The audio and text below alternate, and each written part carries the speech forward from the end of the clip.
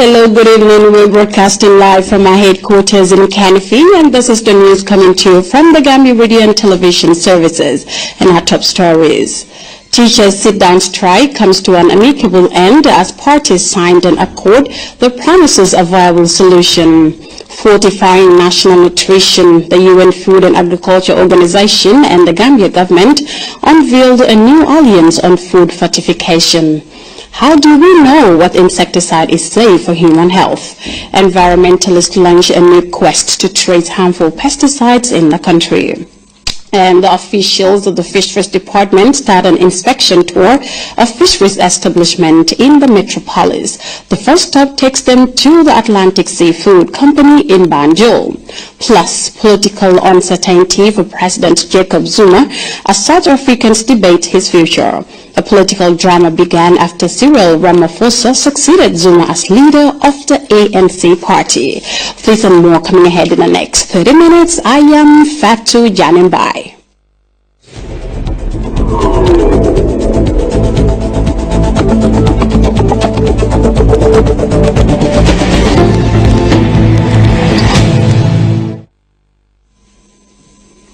Well, good to have you with us. For more than a week, a fraction of teachers went on a sit-down strike, refusing to conduct classes in demand for salary increment and hardship allowance, among others. This morning, the Ministry of Education, the Gambia Teachers Union, and a group called Teachers for Change Task Force struck a successful agreement after days of intense negotiation. In a joint press release, the parties agreed to the following terms. 1. That no teacher will be victimized because of his or her involvement in the sit-down strike. 2. Identity cards for teachers will be resolved by 31st May 2018. 3. Ministry of Basic and Secondary Education will endeavor to ensure that timely payment of double shift and hardship allowances not later than the month of October. 4. Administrative issues such as cluster payments of salaries, pay slips, and conduct of study classes in public schools will be looked into with a view to addressing them shortly. 5. Henceforth, no teacher trainee will be posted to designated hardship zones except on voluntary basis. 6. Given the national budgetary constraints, the inherited poor economic situation and implications of current salary increment in other sectors, pay increase for teachers will be looked into in due course. 7. Communication channels among stakeholders will henceforth be opened and widened without hindrance, and all teachers are encouraged to channel their concerns through the GTU and relevant education ministry directorates. And last but not least, the Gambia Teachers Union will henceforth be more proactive in the sensitization of schools and regional representatives about their roles and functions. The task force and Teachers for Change call on all those involved in the sit-down strike to resume classes by Monday, February 12, 2018. The release concludes. Now, on that development, Louis Mendy met the party named the Teachers for Change Task Force to acknowledge the result of the sit-down strike. Take a listen. Being the chairman of the task force, Teachers for Change, I will urge all my staffs and then those who are working with me as Teachers for Change. I am calling them back to school on Monday for us to start normal session as far as all demands have been addressed to, and then where we want it to be. This is the end of the struggle, and we also go back to our various schools on Monday. I would like to thank the general public and the entire teaching fraternity for their understanding and restraint. I am happy to inform all on Sunday that the matter has been resolved with regards to the ongoing teacher strike. As a result, we would like to call on all teachers to report to their respective stations on Monday and continue their normal duties. Once again, we thank the general public, particularly the parents, the teachers, and the students. As has already been alluded to, it has been a fruitful discussion, and on behalf of the ministry, I want to say that all the disciplinary action that we said we were going to take, we have withdrawn that, and we are going to make sure that there is no witch hunting. Nobody who was involved in this strike will be affected in any way. And we also recognize that there was a lot of communication breakdown. And I think this discussion has revealed that, and we have now resolved to strengthen the lines of communication with the GTU and also the task force. We hope that this opens a new avenue for discussion for the future, for the better quality teaching in our schools. Thank you, everybody here. Thank you, Bubakar Janko. Thank you, Esther So from GTU, and Mune Jalo, the Permanent Secretary and Minister of Basic and Secondary Education. Being the chairman of the task force, Now moving on, the United Nations Food and Agriculture Organization has partnered with the Gambia government and civil society organizations to launch the National Alliance for Food Fortification in the Gambia. A renewed collaboration to boost food security, the project aims to complement government's efforts to improve national nutrition, paying special focus on the health status of vulnerable women and children in the Gambia. Seni Marina picks up the rest of that story. It's official. A new alliance named the National Alliance for Food Fortification in the Gambia has been launched by the Health Minister Safilo Cisse on behalf of the Vice President and Minister of Women's Affairs, Aja Fatumata Jallo Tambaja. The new project is focused on improving food security and nutrition in the Gambia through food fortification. Funded by the EU, the new scheme will support public institutions in charge of food control and safety to expand productivity and strengthen capacity and promote public-private partnerships to attain national food fortification objectives. The venture here is to promote investment in food production and ensure compliance with the industry laws and regulation through the establishment of National Alliance for Food Fortification. Officials say the scheme will increase availability and access to micronutrient-rich food through production diversification. The NAF will serve as an accountability mechanism for the fortification program. It will ensure a sustained regulatory mechanism is in place and meet regularly to discuss progress, challenges, emerging issues emanating from the industry, food importers and other stakeholders that hinder compliance, and take appropriate measures to address them. Health Minister Safilo Cisse recognized nutrition as an important pillar of national development and nutrition security. Effective and sustainable food fortification as well as biofortification will be possible only if public sector, the private sector and civil society collaborate to develop, produce and promote macronutrient fortified foods and their adequate consumption. Dr. Perpetua Kalala is the head of the FAO Banjul office. This is in the context of a 5.5 million euro project funded by the European Union with co-financing from FAO. And really the project is a testament, first and foremost, to the priority that this country, this government, places on improving the food security and nutrition standards of its population. The EU's chief diplomat to Banjul, Attila Lajos, whose office is funding the project, said enhancing nutrition is a key priority for the new Gambia.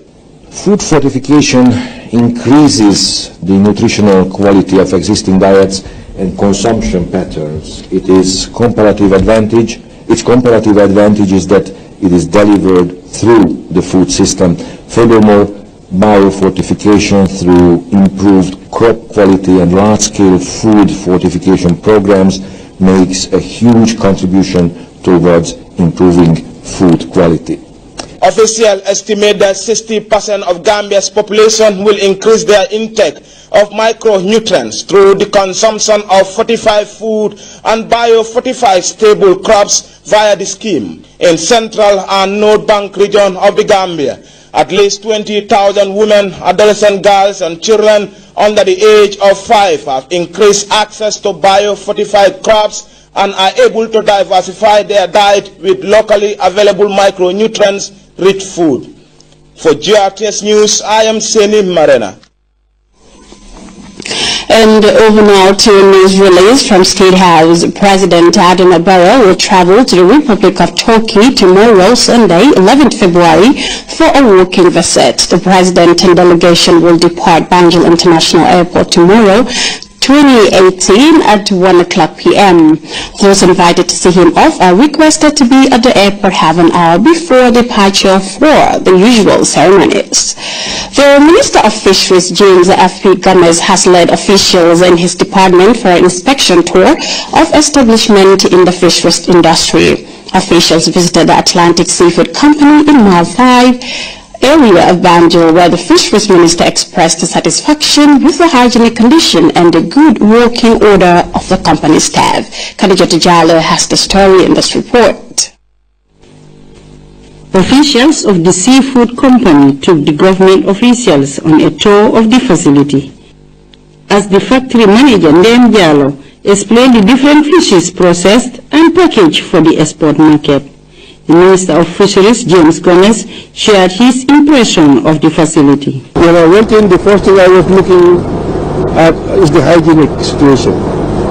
Because that's one plus that we need to make sure that all the places we are working are very hygienic. When I look at the workers, I could see they are properly done. They are protected. You see, some people don't invest in the protection of their workers. When I went in, I saw that, and the cleanliness of the place. You go into the parking, everything is in order. This will show anybody who is interested in the industry that there is something happening here. The Director of Atlantic Seafood called on government to consider all fishing trawlers fishing in Gambian waters to land at the Gambian port. This, he added, would create more employment opportunities for young people. Hopefully now we have 2 investors that are serious about doing something about this, and we hope that in the next 6 months we will get adequate storage. And then if we get that, now we will insist that whatever trawlers we give license to will come and offload in the Gambia, so that at least you will have a chain of employment, food security, sustainable fishing and everything. But we want people like you, because you are already in the business. Fisheries officials say this visit is part of a comprehensive program by the Fisheries Ministry meant to promote dialogue among stakeholders in this vital sector. So what is important, once you have achieved these standards, is for the establishment to maintain and improve these standards. They have to continue to work with the Food Safety and Quality Authority, because those people will be coming, and they will also have to keep records, because from time to time the European Union inspectors, they come, DG Sanko, to come and audit the competent authority and the processing plants. So this is why it's all the more important for the quality control officer to make sure the documentation, the recording, the testing, everything is recorded and kept for inspection. Established in 2004, the Atlantic Food Company has been engaged in food processing, packaging and exporting. The company, according to officials, has more than 150 Gambians, majority whom are women. Khadija Tijalo, reporting for GRTS News. Now, pesticides that could be potentially dangerous to human health have attracted attention of the National Environment Agency. The NEA convened a day's forum to highlight and discuss the effects of insecticides on human health and the environment. Aminata Signing reports the occasion enabled environmentalists to validate new guidelines to monitor hazardous pesticides in the Gambia. Officials of the National Environment Agency say the human health environment component of the project, which was funded by the EU project, the project is being implemented in 3 regions. The National Environment Agency, in partnership with the Food and Agriculture Organization of the United Nations, implemented this EU-funded project. The project was earmarked to be implemented in 3 regions of the country, namely the North Bank region, Upper River region, and the West Coast region. Saja Konate, a field worker, highlighted the objectives of the validation workshop. Well, the monitoring you get was investigating the poisoning cases as regards human beings, plants and animals, and of course the environment at large. And the Rotterdam Convention has come up with this idea to help the Gambia in this process that is in fact is in two regions, namely West Coast region, Upper River region and North Bank region. In agriculture, health and other institutions. Program Officer, National Environment Agency, also cited on the 3 regions which were selected to complete the task. Pilot project, we want to monitor the use of pesticides, particularly severely hazardous pesticides that have been used in the Gambia. What effects do they have to human health and particularly also to the environment? We targeted farmers who are actually using pesticides because they use pesticides in their daily activities to actually kill pests, and also herbicides as well that they use. We also targeted distributors. This forum is another important step by the National Environment Agency meant to help the country in the drive to reduce the harmful effects of hazardous substances. Reporting for GRTS News, I am Aminata Sanyang. And elsewhere in Kombo Fruit, a dynamic village development committee is looking to be the phase of change in the coastal settlement as it convenes its first ever annual general meeting. The development committee is on a mission to observe major development undertakings and identify gaps for intervention. Janke Ture has more in this report. The meeting, which was organized by the Village Development Committee of Brufut, was meant to hold the committee members accountable for their past engagements. The chairman of the committee, Alhaji Demba Kutu Bojang, underscored the importance of the meeting, dilating on youth participation in community development. Mr. Bojang believed that leadership is based on trust. He assured the villagers of his committee's commitment to work harder in order to meet their expectations. The village youth representative, Mariama Sen, harped on the objectives of the meeting. It's very, very interesting and educative because for the first time, like I said, a gathering of this type it's been organized, and then our people are coming up to speak up their minds, and also our elders are tasking us, especially the youths, to make sure that we revisit our approach of dealing with issues when it comes to the community, our participation in the community, as they also said. Mariama Sen also revealed some of their development plans and urged the youths to participate in the development of the village and the country at large. Villagers of Brufut, however, expect more development following the Village Development Committee's first annual general meeting. Janke Ture reporting for GRTS News. The NGO Safe Hands for Girls has celebrated the International Day of Zero Tolerance for FGM amid global commemoration of the day. Uminjai tells us reports that young people made the year's event unique with a massive turnout, displaying solidarity for the cause to erase harmful cultural practices impeding girls' development. For the celebration of the International Day of Zero Tolerance for FGM, the NGO Safe Hands for Girls convened students from 20 different schools across the country, with sights set on ending female genital mutilation in the Gambia. The NGO is drawing special attention in schools to sensitize students and inspire young people towards action. February 6th is the International Day for Zero Tolerance for FGM. It's commemorated worldwide, so we're just joining the commemoration as an organization that fights against FGM. Parading along the streets of the metropolis, students sent a strong message urging the population to unite and end FGM. These young students and activists also used the opportunity to draw the attention of the public to ills being suffered by girls in accessing education, jobs and support to embark on meaningful startups. The key message firmly stood out: Let's empower women and girls and end a decade-old problem. Every year the world comes together to say that we have zero tolerance for female genital mutilation. And for us as Safe Hands for Girls, we are coming out to show that young people in the Gambia are ending FGM, and we do believe that we can end FGM in our generation. Organizers said commemorating the day with the country's future leaders is apt. The fact that they will in the near future assume the role of nation building.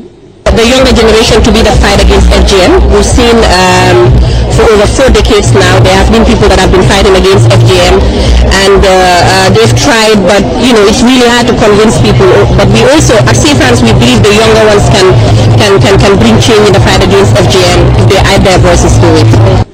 Informing and sensitizing them at this early stage is crucial to support positive action and inspire change. I just want to tell Gambia that we are ending FGM and we need everyone to be part of this movement. A globally observed day to end the long-standing menace, the International Zero Tolerance Day for FGM highlights eradication challenges being faced by such countries like the Gambia, which is at the fore of the fight to end the harmful cultural practice in the world. Ominjai, GRTS. In the central river town of Panchang, the Ride of New Change is still being celebrated. Led by the National Assembly member for the Upper Salem district, the community recently converged to rejoice and hail the democratic victory shaping the new Gambia. Isa Tujata tells us more.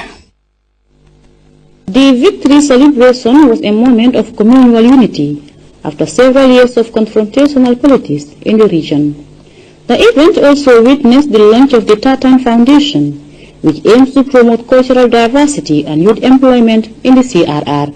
That I created purposely to help in cultural diversity, to also help in environmental protection, and also to help in the health sector, especially child mortality rate.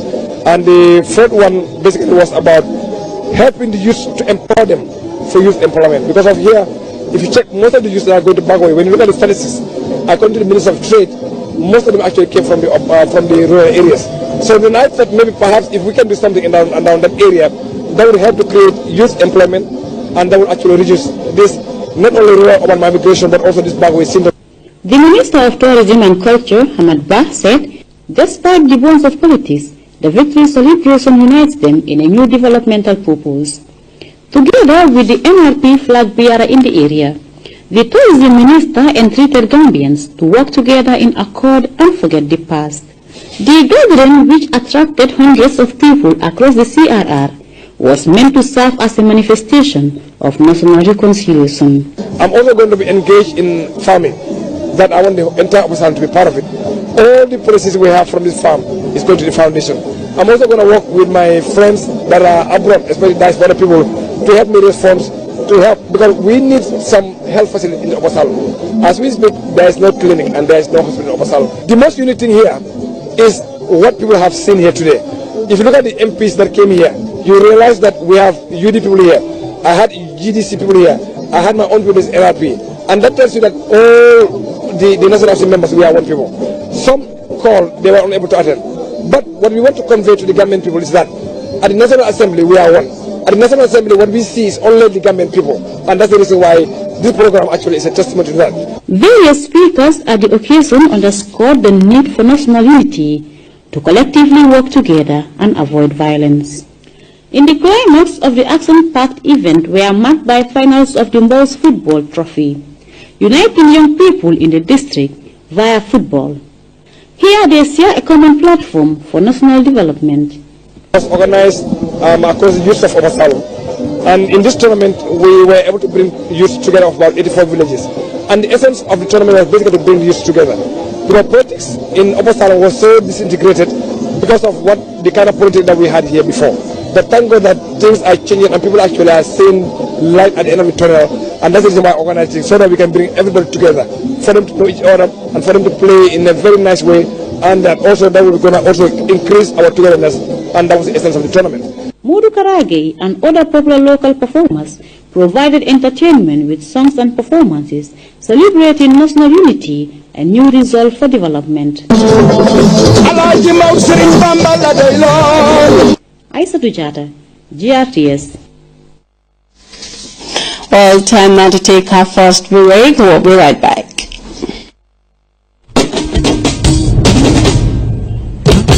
Salam, man la Youssou Ndour.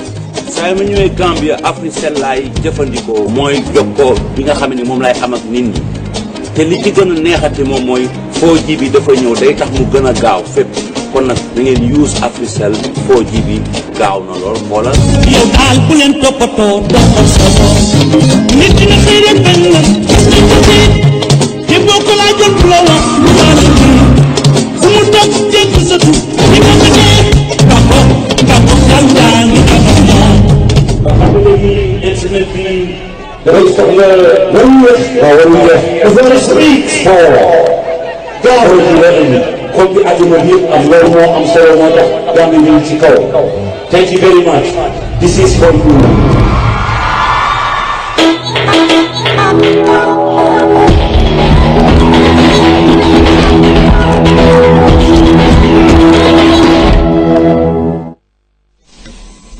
Welcome back, and even now to sports.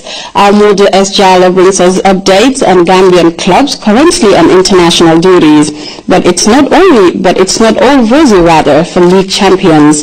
Gambia Armed Forces as they lost 3-0 to Zanaco Football of Zambia. Hawks, on the other hand, will be playing tomorrow Sunday against Aqua United of Nigeria. We have more on that in this report.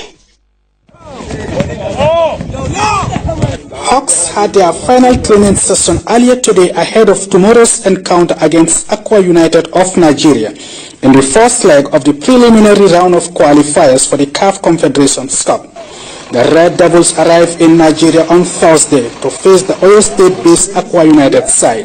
The 27-man delegation, including 19 players, touched down at the Ibom International Airport Thursday afternoon before having their first training session later the same day at the magnificent stadium venue for the game.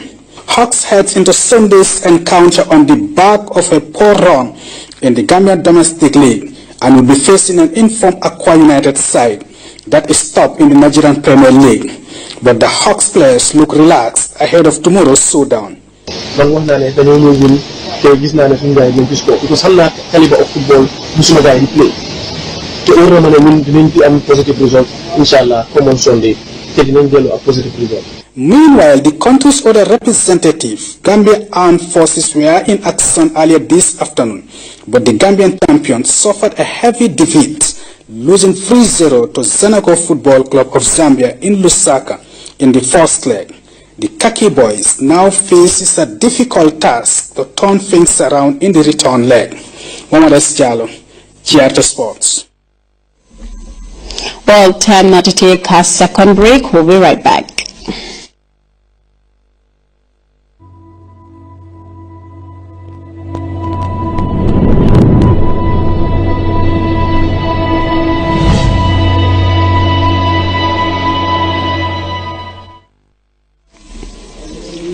Welcome back, and even out to look at what else is making headline news around the world. To South Africa, where the future of President Jacob Zuma remains uncertain. The political drama has been brewing since Cyril Ramaphosa succeeded Zuma as leader of the ruling African National Congress in December. We have details of that in the CGTN News report. It has all the elements of a good TV drama. Intrigue, suspense, a complicated lead character, and an heir apparent. And as President Jacob Zuma and ANC leader Cyril Ramaphosa continue to hold discussions, South Africans are watching and waiting. The two are now doing a complicated dance to try and see who really is more powerful. In the final analysis, though, I think Ramaphosa would have to be more powerful, and he is now trying to make himself president through some sort of long, complicated negotiation. Many South Africans, from politicians to members of the public, are becoming impatient and frustrated by the closed-door talks. People are very unhappy about that because it feels like a secret deal is being developed to give President Zuma a soft landing, whereas what he actually needs is some time in court followed by some time in jail. On the other side, I think what's developing is a real trust deficit in Ramaphosa himself, the feeling that this is a man who co-wrote our own constitution, the Constitution of South Africa, who's very familiar with the Constitution of the ANC, and yet is acting in a very unconstitutional way, doing backdoor deals, putting out very mealy-mouthed statements that actually increase the anxiety. Media stakeholders believe that most of the country has had enough of President Zuma, whose legacy is marred by corruption, high unemployment and a weak economy. I must say that in rural areas, and particularly in KwaZulu-Natal, you might have a slightly different picture. It might be more nuanced. But I think overwhelmingly, the big advantage that Ramaphosa has in this is that public sentiment is on his side. But Ramaphosa has his work cut out for him. He's got two things he needs to do. He needs to get Zuma out, but he also needs to keep the ANC together, and one can get in the way of the other. And that's really Ramaphosa's problem. He needs to be very, very careful, but he also needs to make sure that once Zuma is gone, he's gone. And that means he has to be utterly ruthless when the time comes. These are very uncertain times, economically, politically and emotionally, for many South Africans who are waiting for some closure on this. I'm Angelo Coppola for CGTN in Sandton, South Africa. Well, time now to shift our attention to the weather report, courtesy of the Central Forecast Office.